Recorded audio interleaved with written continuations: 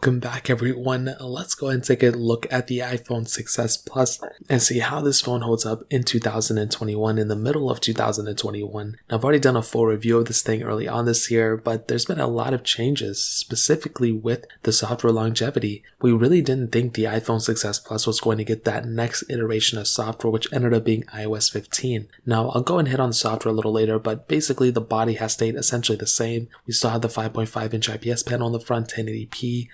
Bezel design for sure, lots of bezel, but totally okay. Lightning port on the bottom, on the back, aluminum back, which still looks very good with that single camera setup. Now, the cameras are still great in my opinion for this phone, and when it first came out, this was the first iPhone to bring 4K recording on the back, so I'm really happy about that. 720p video on the front, and overall I think the video camera and the photo quality and everything is still very good for the most part. You are missing out on a ton of features, things like any extra sensors this thing doesn't have, no 4K at 60, no 4K on the front, but definitely I still think it's a decent phone for, coming out in 2015 for sure. Now that essentially covers it up there. Now let's go and hit on the software. This is the most important thing. So this thing ended up getting iOS 15. So this was the biggest change this phone has received this year, because we really didn't think it was going to get it. We thought it was going to stop at iOS 14, but that didn't end up being the case. Now this phone installation process wise was perfectly fine and nothing rebooted, nothing happened like that. But I will tell you that the installation process afterwards, so using it and everything, there were some issues for sure, but I think it's more stable than what I was expecting. I was not expecting this,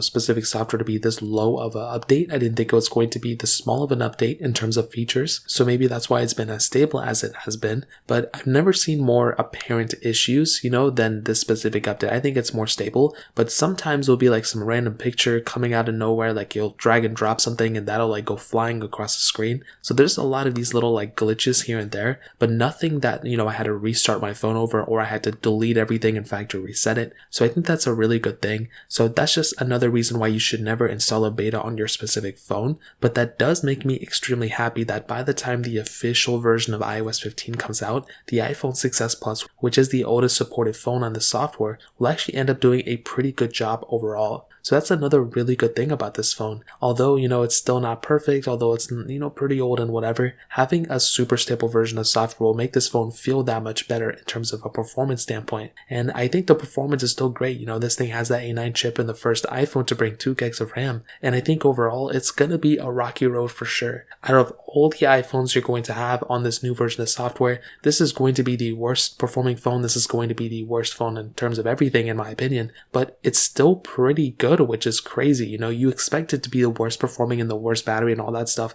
because it is the oldest.